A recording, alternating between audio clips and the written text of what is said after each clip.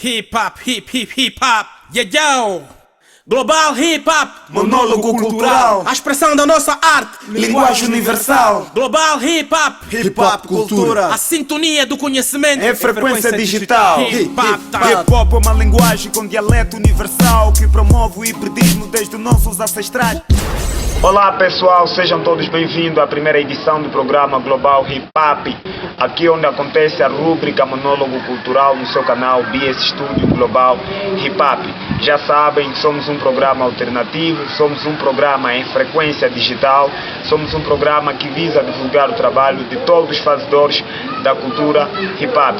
Atenção, fazedores da cultura hip hop. Aqui não se promove simplesmente o rap, mas também outros elementos que integram esta cultura. Não se esqueçam de subscrever ao canal, não se esqueçam de partilhar a cada edição deste programa. Dizer que hoje fizemos uma viagem à cidade de Benguela para trazer o Cândido Toca, diretamente de Benguela, que vai nos brindar aqui com o seu trajeto musical. Não se esqueça de subscrever ao canal, não se esqueça de partilhar junto na massificação do programa Global Hip Hop. Hip hop cultura, a sintonia do conhecimento, é frequência digital. Pronto, é sempre um prazer para nós quando nos chamam para tentar saber um pouquinho da informação musical, da nossa trajetória como hip-hopers, como artistas, ativistas. Desejar sucessos a este programa Monólogo Cultural Global Hip Hop. Bruno Citon, parabéns, SK, DJ Mariano, muito obrigado por terem convidado nesta primeira edição. Para mim sempre é muito bom. Para falar de MC Toca, a história me envolve a torcer um pouquinho para falarmos do Capitão do Gueto e muito mais do que isso, falamos do Fast MC.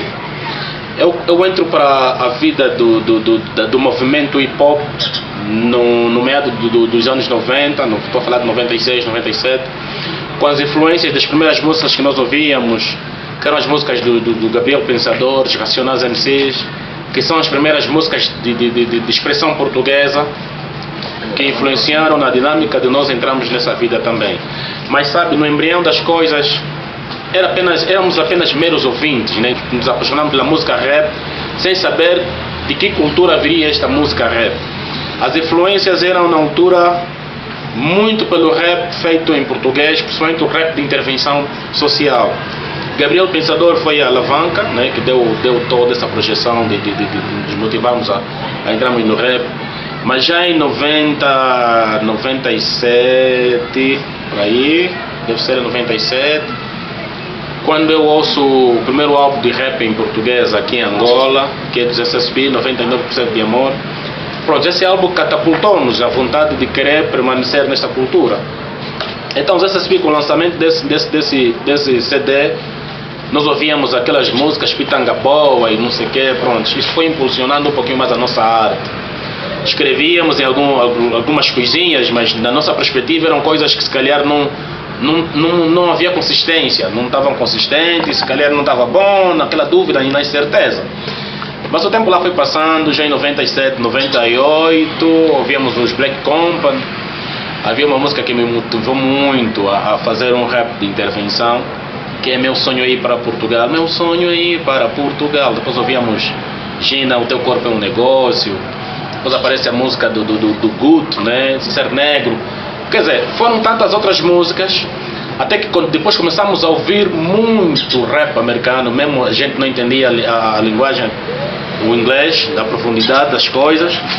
Mas eu era muito apaixonado por um rapper, que é o Ja Rule. Lembro-me que foi em 99, formamos um grupo, era eu, o Fast MC. Esse Fast MC veio num momento assim que nós estávamos a vida guerra, então tudo era feito com rapidez. Lembro-me que os meus pais sempre que me mandavam na praça eu era muito rápido, eu ia correr, voltava a fugir. Na perspectiva de que se você demorar um pouquinho não vai encontrar as pessoas teriam que se esconder numa cave. Prontos, formamos a Sanzala Consciente, na altura é o Fast MC, depois o Molidor MC, que é o Chomingão, o Trigonométrico, que é o Tupita MC. Mas quando formamos esse grupo, não era muito na perspectiva de cantarmos rap. Nós éramos bailarinos, né? Dançávamos rap, dançávamos kuduro, dançávamos feeling. Até que descobrimos que tínhamos que nos engajar só mesmo no rap, porque eu já cantava um pouquinho, já estava mais no movimento, mais sério do que os meus amigos. Então, este grupo não durou muito, tivemos apenas no 99, 2000, acho que em 2001 desfizemos o grupo. Não desfizemos para não existir, mas é para dar uma outra rapagem. Deixou de ser Sazala Consciência. A turma do Gueto fizemos 3 beats com o Nelo Calupeteca, nosso primeiro produtor. E a esses beats nós nunca gravamos, nós só cantávamos assim ao vivo e tal, mas era muito, gravávamos em cassete, na sala da casa do Molidor MC. Prontos, eram momentos que nós estávamos a viver, que nós estávamos a apaixonar muito pelo rap. Mas não entendíamos o que é esse rap, de onde vem, não sei o que, só ouvíamos muitos vídeos. O tempo foi passando e eu vi que a minha vontade era muito mais forte do que o dos meus parceiros. Ensaiávamos muito, escrevíamos muitas boas letras, as pessoas já admiravam nossas letras e tal, mas nunca tínhamos um foco. O que é que queríamos realmente com esse estilo de música? O que é que queríamos com o rap? Já tive amigos como, já pertencia a labels como a Hip Hop School, a Supreme School, que depois se tornou a Black Melody, que é um rap feito em Benguela. Só em 2002, com a fraca produção física da minha mãe, a doença da minha mãe, levou-me a estar mesmo consistente no rap. Porque com a morte do Savimbi, descobrimos que Angola estava numa outra era de viver. Então as pessoas festejavam a morte, era o anúncio da chegada da democracia, da paz em Angola. Mas o outro lado era o clamor da paz, do outro lado era o sofrimento agudizante das pessoas. Então isso obrigou-nos a sermos mais revolucionários ainda. É quando conheço um rapper que vem de Luanda, chamado Major Ngende, que é primo do Súbito MC, na altura Simba Quest. Esse Major Ngende que deu-me muitas informações sobre o rap revolucionário, sobre essas questões dos nomes, de brigadeiro, de general. Ele deu-me uma rapagem relativamente a essas questões, que obrigaram-me a mudar de nome. Deixei de ser o Faster MC e passei a ser o Capitão do Gueto. Capitão do Gueto na perspectiva de ser um rapper mais radical, mais virado para o rap de intervenção social. E o nosso rap de intervenção social não é muitos raps, o rap que se ouve às vezes é de intervenção, mas ele está muito, sei lá, nós era muito disparar contra o sistema político em Angola. Era chamada a atenção aos políticos pela escassez de vida que nós estávamos a ter, a falta de condições básicas como água, luz, a falta de educação, de acesso aos serviços públicos, essas questões todas. Então levaram-nos aqui, os nomes Capitão do Gueto nos remetia a uma unidade, que essa unidade era o movimento hip hop, que o movimento hip hop ocultava, né, trazia-nos, por causa da questão mesmo das mortes, das prisões arbitrárias, então era necessário escamotear o nome. Ao invés de ser o MC Toco ou o Cândido, tinha que ser o Capitão do Gueto, e procuravam pelo Capitão, às vezes não encontravam quem é essa pessoa. Só os rappers é que podiam perceber, era mais ou menos essa tendência. Então, Major Ngende é um rapper que para mim deu-me uma grande revolução, deu-me uma grande rapagem para a minha nova era de encarar o hip hop, de encarar o rap. Foi ele que me orientou, então que eu tivesse que procurar muito estar com outros rappers que eu já admirava naquela fase, estar mais ligado às produtoras, procurar mais pessoas que pudessem falar de rap para me manter firme, porque os meus amigos nessa fase já não queriam saber muito de rap. O Molidor MC, graças à vontade que também depois começou a se impulsionar, ainda caminhou comigo até 2004, foi para o BA e pronto, a história ficou para aí. O Pito MC depois foi para Luanda, eu permaneci sempre em Benguela, no Lubito. Estávamos a estudar na altura, sofríamos preconceito pelos nossos familiares, os meus pais são religiosos e pelas funções oficiais que ocupam nunca queriam que eu estivesse nessa vida. Os paradigmas e a doutrina não confessa, não rima com essas questões. Então era visto na perspectiva de um jovem malandro, mas alguém que se perdeu do cristianismo. Os meus pais me chutavam de casa por essa razão, porque eu depois vivia muito tempo na rua com os amigos, porque eu queria mesmo fazer o rap me fazia sentir bem, eu lavava a minha alma quando eu escrevia uma música. Aquilo que eu não conseguia falar para as pessoas, me desabafar com um governante, com um pastor e tal, eu conseguia fazer isso em uma lírica, em um verso, uma poesia. Então o rap me deu uma projeção muito grande. Só em 2007 eu lanço a minha primeira obra, Tributos de Pensamento.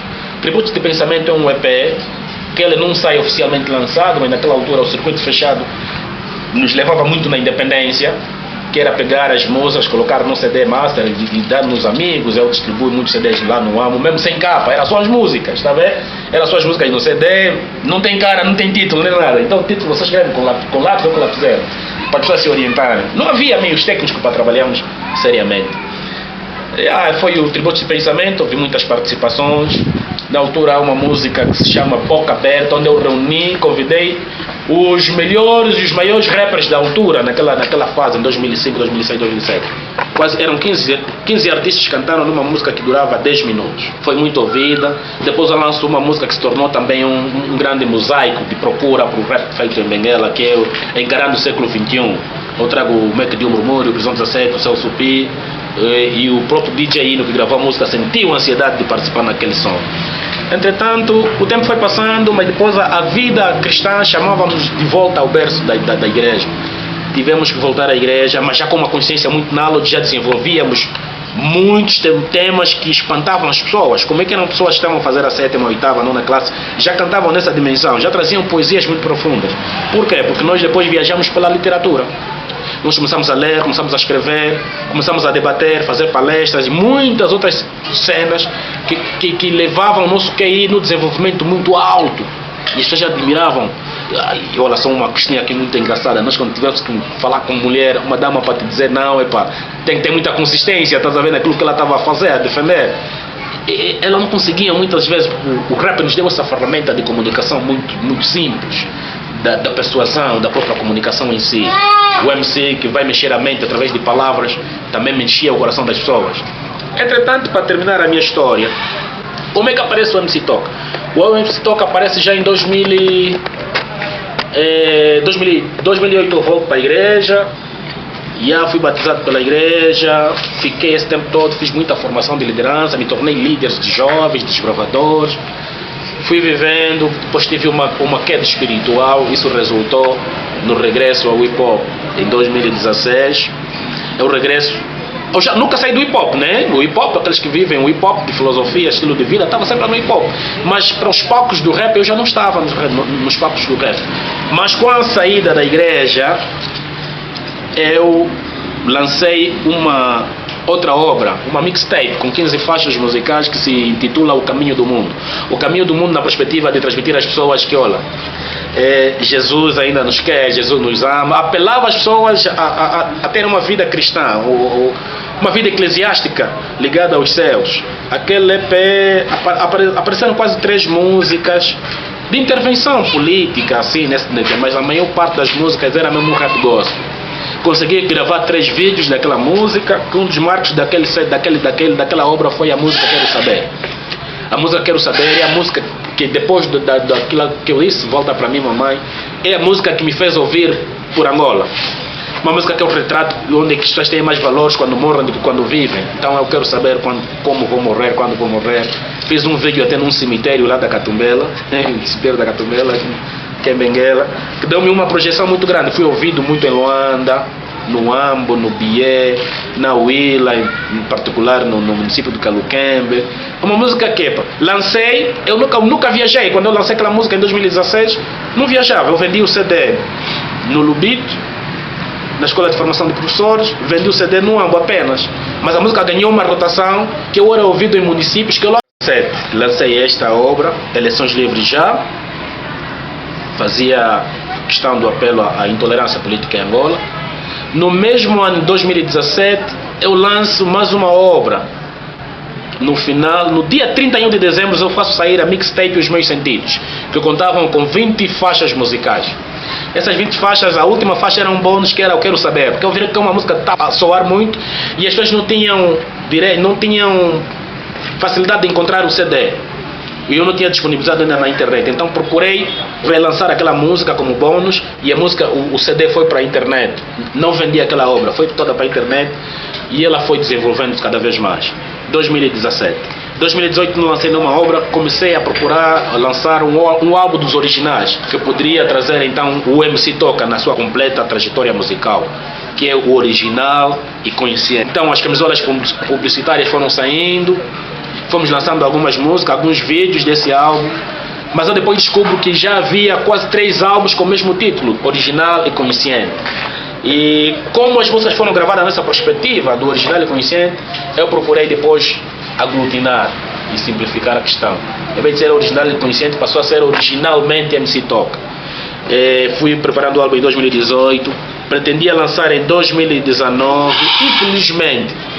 Há uma música que se chama Transição, que tem a participação do Bruno AC, do Mandavela e pronto, onde eu digo, não lancei meu álbum original e consciente. Muitas coisas não correram bem, infelizmente. Por quê? Era uma conturbação já. José Patrocínio, que muito apoiava as minhas obras, acabou falecendo no dia 1 de junho. E eu pretendia lançar o álbum em dezembro do mesmo ano, 2019. Depois eu tive que mudar de alguns conceitos. Em casa, familiaridade, muitas questões concorreram mal em 2019. Não foi possível, eu tive todas as músicas gravadas e o contexto não permitiu. Mas em 2020 eu queria dar seguimento a esta obra, terminar a obra e lançar oficialmente, que seria meu último álbum, que eu queria depois devolver a minha vida aos braços de Jesus Cristo, continuar a viver o hip-hop, filosofia, palestras, mas não o hip-hop como produto. Nessa altura não consegui lançar em 2020 por causa da pandemia, muitas questões ficaram limitadas. Eu tive o CD já preparado, mas lançar não havia espaço. Vamos vender aonde? Estava tudo fechado. E como as pessoas estavam a cobrar esse álbum, eu lancei esse álbum digital. Ao invés de ser um álbum, passou a ser um projeto originalmente MC Toca. Também são 20 faixas musicais, estão na internet. Tivemos o privilégio de gravar 2 vídeos desse álbum. E pronto, deixou de ser um álbum dos meus sonhos por conta das situações controversas da própria vida que se impunha na altura.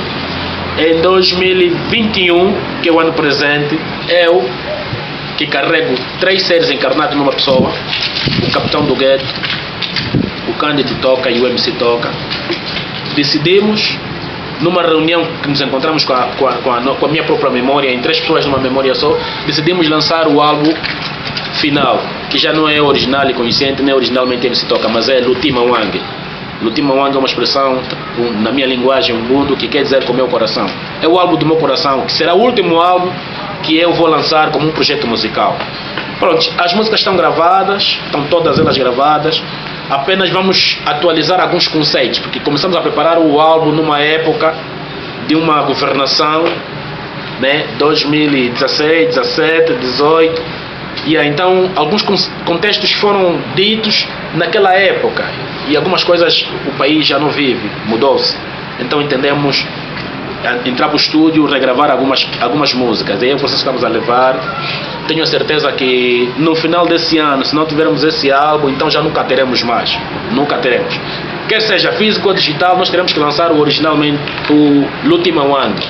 E para vos dar um dado que nesse mês de agosto, no final do mês de agosto, possivelmente, se tudo correr bem, vamos lançar uma coletânea em memória a José Patrocínio, uma coletânea também com 20 faixas. Se tiver que contar 20, eu já tenho quase 6 álbuns, 8, né? Eu lanço sempre álbuns duplos, né? Pronto, vamos lançar esse EP. Eu tenho outro EP, essa coletânea, mas tenho outro EP que já está gravado também com Seven Wonder, um EP colaborativo que chama-se do produtor OMC. Já estão todas as músicas gravadas também, faltam algumas questões técnicas e vamos disponibilizar na internet. Sim. O movimento de rua, que é um dos braços da Umonga, o movimento cultural da Umonga, que com ele eu juntei-me ao nosso avô, ao Chimbundo, o Celso Pio, o Prisão 17, o Mr. Bull, o Beto, o Nato, a Assunta, o Zé Toque, a sua alma descansa em paz, a Ginga. Quer dizer, eram momentos artísticos que estamos a viver, que naquela altura em Benguela muitos rappers não tinham o mesmo privilégio. Nós já viajávamos e já ganhávamos algum dinheiro com um pequeno rap que a gente fazia. Pronto, mas com o desenvolver do tempo em Benguela não havia muitos estúdios. Na altura era o DJ Tonton, que fazia as primeiras manifestações de produção, o Ângelo, os Bisma das Alcácias. Mas no Lubito, quando nasce a PMS, que é a Produmédia Sanumbila, pronto, então nos deu uma outra vida. Nós passávamos quase todos os dias no estúdio. Era ir às 7 no estúdio, voltar às 22, 23, às vezes não fazer nada, porque éramos muitos. Uns querem produzir beat, outros querem captar, e nós pagávamos um beat. Um beat era $20 e a captação era $10. Acho que é isso mesmo. Eu gostava muito de trabalhar com o DJ Samuel. Depois tinha o DJ Frack, a sua alma descansa em paz, o DJ Ino. Eram 3 irmãos que eram grandes produtores na altura. E quase todos os rappers do Lubito passaram por aquela produtora em 2004, 2005. Nessa altura nós já éramos ouvidos. Nós já éramos procurados, né, nas escolas, qualquer atividade que havia, de atividades extraescolares, já éramos solicitados. Estou a falar numa época em que Lobito tinha grupos muito fortes. Mangala Oeste, a Consciência Negra, a própria Black Melody, a Gueto Revolucionário, a KB, Gritos da Liberdade, Ser Humanos, SPG. Havia grupos como Coligação Alerta, do Dom Lala, meu grande parceiro. Haviam grupos, eram muitos grupos. Brigada Mensageira. Estou falando de grupos como... Ei, caramba. É muita história e perdemos alguns nomes. Mas de produção nós tínhamos o DJ Net School, que foi também um camarada. Foi a primeira vez que eu vou para um estúdio gravar, mas era gravar numa mini disc, numa cassete. Eram gravações analógicas. Se você gravar bem, o teu parceiro gravar mal, estás a ver? Então tem que repetir todos. Era muito trabalho na altura. Então você tinha que pedir, por exemplo, eu vou dar exemplo aqui do Bruno, né? Se eu tivesse que gravar com o Bruno uma música e o Bruno cantou bem e eu cantar mal ou me tropeçar em algum verso, o Bruno era obrigado a repetir a gravação. E se o Bruno se atrapalhasse na repetição da gravação, cantasse bem, e era assim, nós levávamos muito tempo, as pessoas analógicas davam muito trabalho. Net School, o Prisília, pronto, até que começamos a ganhar a questão já de ir para o estúdio já mais organizado, temos um microfone, um F-Studio, era o 3 na altura que usávamos de produção. Não havíamos muitos programas de produção musical. Mas pronto, de qualquer maneira nós éramos ouvidos na cidade de Benguela. As pessoas conseguiram se identificar, os professores já nos respeitavam um pouquinho, mas o preconceito era por causa das nossas roupas, os nossos cabelos, os nossos chapéus, os blim-blims que a gente usava, os punhos. Era muita coisa conosco, muitos até usavam brincos, imitaram já os americanos, as nossas botas, rachides, era muita coisa. Então quando as pessoas olhavam pela rua, esses malucos são quem? Mas uma coisa que vocês não sabem, que o rap mudou na minha vida. Eu não aprendi do rap beber, não aprendi do rap a fumar, não aprendi a drogar, não aprendi a me prostituir. Porque quando começamos a ler o que era o hip hop, o que era o rap, o que era essa música que a gente estava fazendo, a gente tinha medo de praticar essas coisas. Era contraproducente. O que olhamos na tela, o que olhávamos nos papos dos americanos, nós víamos que nós estávamos numa realidade diferente. Nós precisávamos lutar por igualdade social, direito, democracia, justiça, paz. Então não tinha muito esse privilégio de fazermos músicas para agradar mentes mulatas, para agradar seios de uma mulher, as pernas, as espessuras térmicas de uma garota. Falávamos dessas questões aí. E é quando eu deixei de acreditar que esse seria um motivo para o qual eu devia continuar a fazer rap. O hip hop transformou a minha vida, mudou muita coisa, e que se não fosse o rap, o hip hop em si, eu não sei o que seria hoje. Desejo paz, muito trabalho. Capitão do Gueto, Cândido Toca, MC Toca, fico aqui. E o vosso Loganei, sai daí. Se fosse artista, não sigo padrões. Minha música fala do bem e o mal ao redor. Minha voz propaga o silêncio da dor. Quando não for mais eu, ainda assim estarei aqui melodiando os meus salmos na voz do Toque MC. Aquilo que escrevo denota a força da minha consciência. São partículas que toleram os atos da minha vivência. Quando eu não for mais eu, serei dono de mim mesmo. Quando não for mais eu, seguirei meu próprio caminho. Sou eu, dono de mim mesmo, sou artista da minha própria arte. Sou eu que cuida do que é meu, sou mais eu em cada tempo da vida. Sou eu, dono de mim mesmo, sou artista da minha própria arte. Sou eu que cuida do que é meu, sou mais eu em cada tempo da vida.